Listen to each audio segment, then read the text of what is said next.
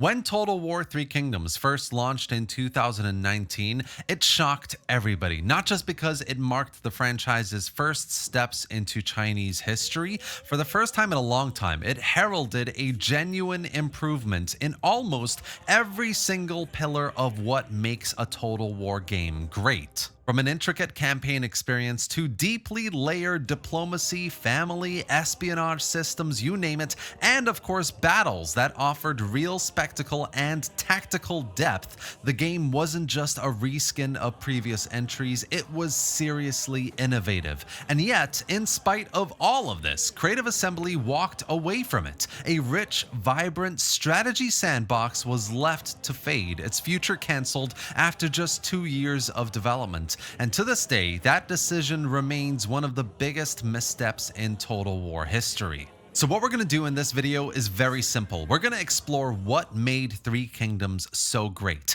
and still such a pivotal game in Total War. What made it so successful in terms of gameplay, immersion, replayability, AI, tactical challenge, and why CA blundered the development so badly. Why it's such a shame that it was left behind with no word since about their promised Three Kingdoms 2. At the core of Three Kingdoms lies one of the deepest and most dynamic, most memorable campaigns ever featured in a Total War game. Unlike earlier titles where characters are just a person in a family tree or some people in a political party, you don't really need to engage with them that much. In Three Kingdoms, characters were front and center in a way that just isn't cosmetic. They're properly mechanically engaging. Every general was a potential governor, battlefield powerhouse, or a spy, each with evolving traits, desires, grudges, narratives, and managing them wasn't an option. It was essential to achieve your long-term goals in the campaign. And your campaigns weren't just about conquering land. You were maneuvering through a political minefield where betrayals were inevitable. Trust actually felt like a currency, and every alliance felt temporary. CA's emphasis on Guanxi, the Chinese philosophy of personal networks and relationships, was more than just a thematic touch. It shaped how the game unfolded. You'd build up a close relationship with a faction only to see it shattered because of a slight or opportunity too good to pass up. Through the most minor of choices or events, there would be a reverberation of consequences felt across multiple dozens of turns. And honestly, that's just not something every Total War has been able to get right. But Three Kingdoms does it so well. An aspect of the game that really encouraged this was the campaign's victory conditions. To declare yourself emperor, you had to consolidate power, not just through strength, but by navigating a web of allegiances and threats. Multiple factions could proclaim themselves as emperor, leading to intense late-game conflicts where diplomacy and war intertwined, and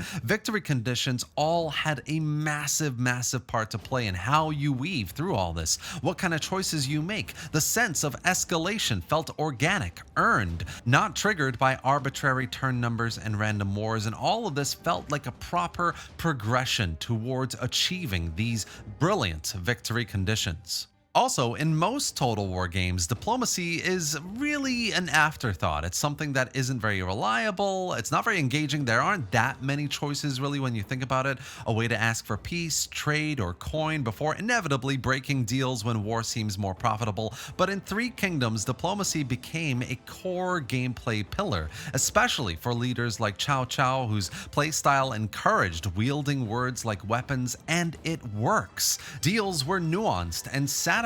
You didn't just send a flat offer, you were crafting a negotiation. Maybe your ally wouldn't join a war, but if you added that prized shield, some cash, and a marriage alliance, they just might reconsider, and the long-term effects of this are greatly positive and greatly outweigh the cost of this negotiation. You can stack treaties, bribes, threaten, sweeten the deal with items and characters. It was complex, but never convoluted. And the system's transparency helped with all of this a great deal as well. The game showed you exactly how much a faction valued each component, allowing you to strategize effectively. You weren't guessing, you were planning. And because deals were often influenced by characters' personal relationships, prior events, or even grudges, diplomacy felt grounded in the world rather than just existing beside it.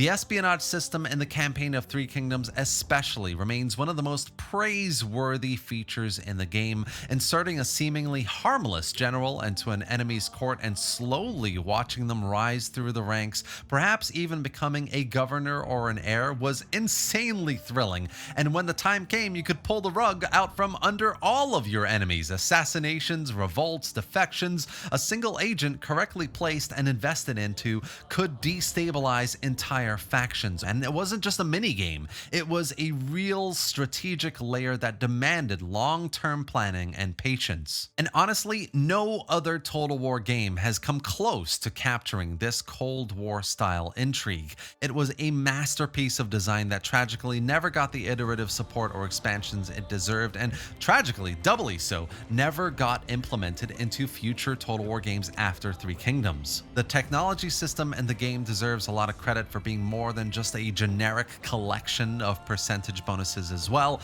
It was a layered lattice of civic, military, and philosophical advancements. Choosing one path often meant delaying another in a way that genuinely felt costly, and your ideological direction mattered. Whether you were a legalist, a Confucian, or a pragmatic, your policies had implications leading to new buildings, new units, new everything. So what branch you went for really decided your campaign and your battle playstyle.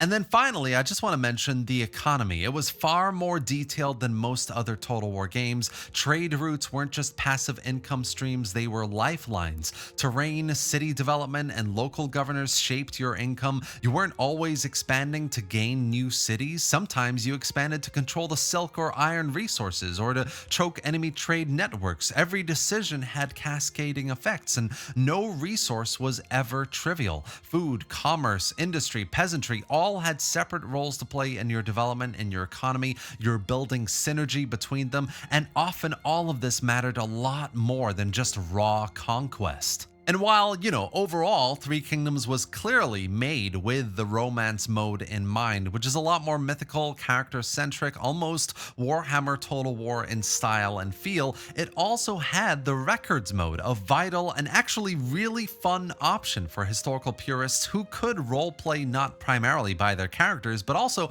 by the events and choices you made as the leader of your faction in your campaign. Now, on the battlefield side of things, Three Kingdoms did make meaningful changes, maybe not as much as some of the other games in the series, but the choices that CA made here did make a difference. Terrain played a huge role, especially in the lush forests and steep mountains of China's interior. Ambushes were frequent and dangerous. Narrow passes became choke points. Fog, elevation, and unit positioning often meant the difference between victory and annihilation. Units had clearly defined roles, whether it was shock cavalry for flanks, heavy infantry to hold the line, archers to whittle down, and generals brought really interesting, unique abilities, some supportive, some devastating, that could shift the tide of the battle. Most importantly for me though in the battles, aside from gameplay, was armies felt personal. You knew your generals, you cherry-picked the units that you were recruiting to fit the kind of personality of the general in that section of the army.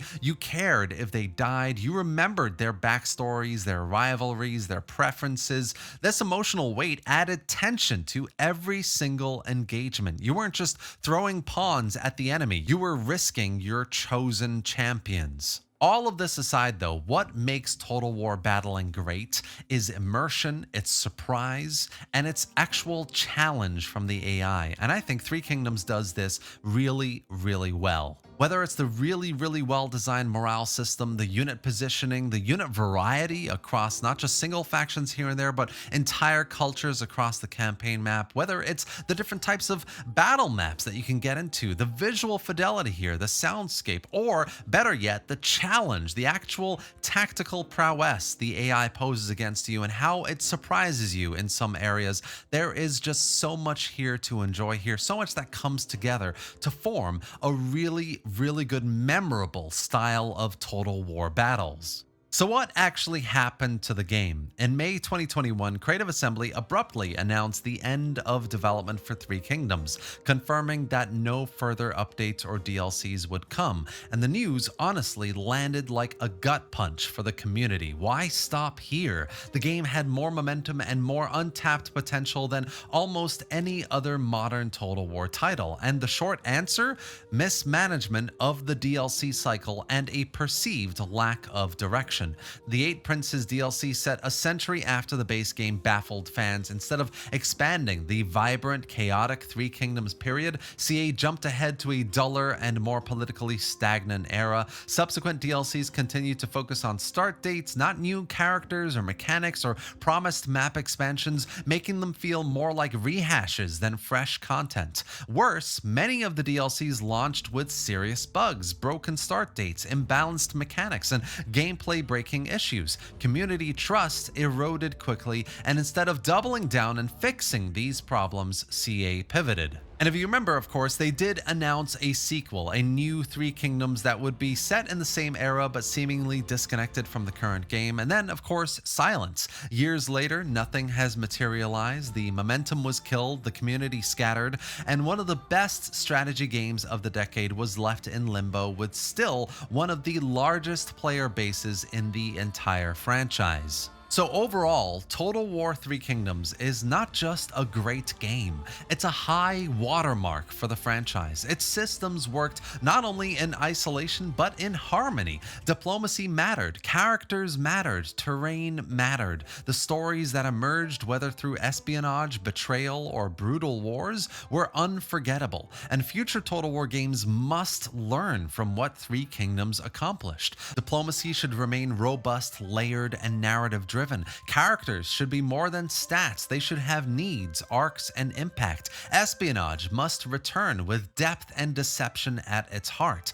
Tech trees and economies should force hard choices, not just offer linear buffs. And finally, battles should reflect proper tactical choices with variety and a challenging AI. More than anything though, what Creative Assembly and future Total Wars must get right is that players ultimately want systems that connect. What made Three Kingdoms soar above all other games in the series was how no mechanic felt isolated. Your campaign decisions echoed into battles and future turns. Your spies' missions changed your diplomatic landscape. Your faction's ideology shaped your economy. That's how strategy games become memorable experiences, become stories, and Three Kingdoms told some of the best. Before I end the video here, I just want to leave you with a message, a call to action, okay? If you enjoy Three Kingdoms or if you don't enjoy Three Kingdoms, if you are convinced by this video to check it out or not, it's totally okay. At the end of the day, a huge injustice was done when CA abandoned the game, abandoned a game that so many players are still playing here. And what I want to do essentially is take a page out of Legend of Total War's book. He recently launched 2 petitions asking CA to remaster Medieval 2 and do Medieval 3 as well, both of which I agree with, both of which I highly recommend you go check out and sign if you agree with as well, if you haven't seen them already. But what I want to do is launch my own petition. I think that the injustice of leaving Three Kingdoms behind in its current state of not fulfilling content promises that CA made, I think is too great, perhaps even greater than asking for a Medieval 2 remastered and Medieval 3. Three Kingdoms is a fantastic game that could do with a lot more going for it, and clearly there isn't going to be a Three Kingdoms 2. It's been a couple of years now. So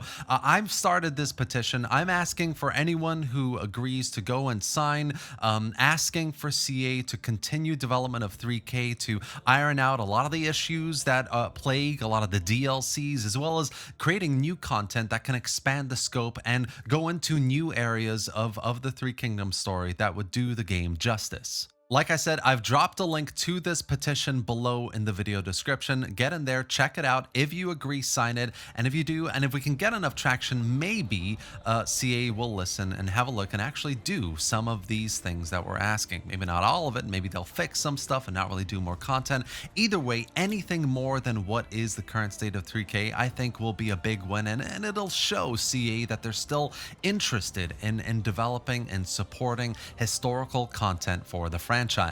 And that's it for today, guys. I really hope you enjoyed this video and found it informative. If you did, give it a like, drop any thoughts or questions in the comment section below, and let me know what you think about Three Kingdoms. And if you haven't yet, I highly suggest you go check it out. As a historical player, it's got some seriously great things going for it. Subscribe for more just like this, and thanks for watching, guys. I'll see you next time.